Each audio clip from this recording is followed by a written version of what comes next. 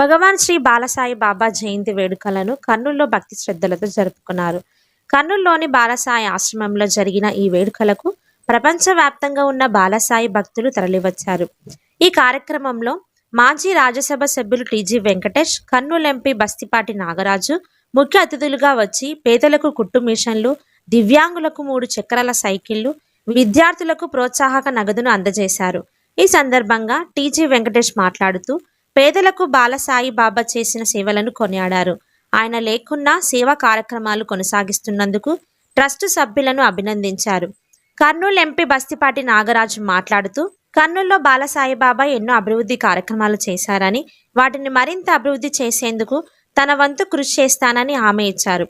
అనంతరం మాజీ రాజ్యసభ సభ్యులు టీజీ వెంకటేష్, కర్నూలు ఎంపీ బస్తిపాటి నాగరాజులు మాట్లాడారు.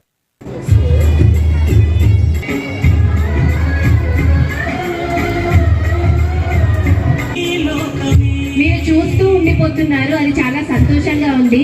చప్పట్లు కూడా కొడితే ఇంకా సంతోషంగా ఉంటుంది.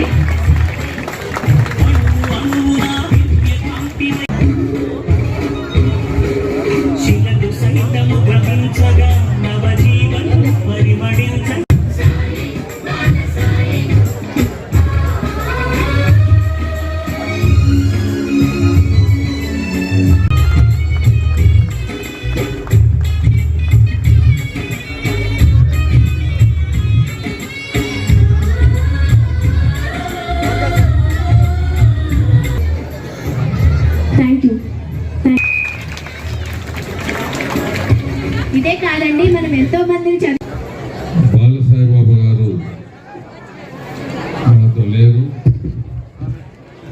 కానీ వారు చేసిన మంచి పనులు, వారు చూసుకున్న ప్రేమను, ఈ ప్రాంతాన్ని, అలాగే సేవను, అన్ని కార్యక్రమాల్ని అలాగే కొనసాగిస్తున్న రామారావు గారు మా అందరి తరఫున, మీ అందరి తరఫున మొట్టమొదటి ధన్యవాదాలు రామారావు గారికి తెలియజేస్తున్నారు. బాలసాయి బాబా గారు చాలా పెద్ద మనసు ఉండేవారు. ఎన్నో భాషల్లో ఆయన ఎక్కడ నేర్చుకున్నాడో కానీ స్కూళ్ళకు పోకున్నా, కాలేజీలకు పోకున్నా భాషలు మాత్రం ఎన్నో భాషలు మాట్లాడగలిగేవాడు. ఎప్పుడు ప్రేమతో పిలిచేవాడు. వచ్చిన వాళ్ళందరికీ కడుపు నిండా భోజనం పెట్టి పంపేవాడు. మరి అన్నిటికన్నా ముఖ్య విషయం ఎప్పుడు నేను చెప్తుండేది,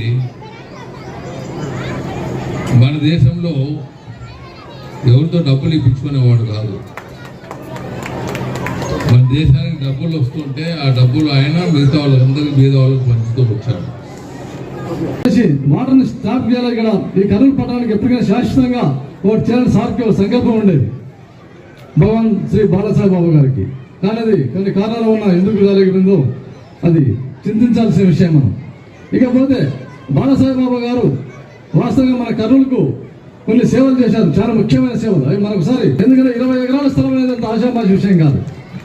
నేను ట్రస్టీ అయినటువంటి రామారావు సార్ గారిని అడగడం జరిగింది. కాబట్టి ఆ 20 ఎకరాల స్థలాన్ని బాలసాయి బాబు గారి గుర్తుగా దాన్ని డెవలప్ చేయడానికి మా శక్తి వంచన లేకుండా చేస్తామని చెప్పేసి ఈ సమావేశం నుండి మీకు తెలియజేస్తున్నాను. ఇకపోతే బాలసాయి బాబు గారు 2 విషయాలు చెప్పారన్నారు. దీనజన సేవ ఒకటి, భగవంతుని స్మరించుకోవడం ఒకటి. సాయిబాబా గుడి చరిత్ర కలిగినటువంటి గుడి పక్కనే ఉంది మనకు. ఆ సాయిబాబా గుడి పక్కనే శ్రీ బాలసాయిబాబు గారి ఆశ్రమాన్ని కట్టుకొని తుంగభద్ర నది తీరాన ఇంత వెలుగుతున్నందుకు చాలా కరువులంతా గర్వించాల్సిన విషయం. కాబట్టి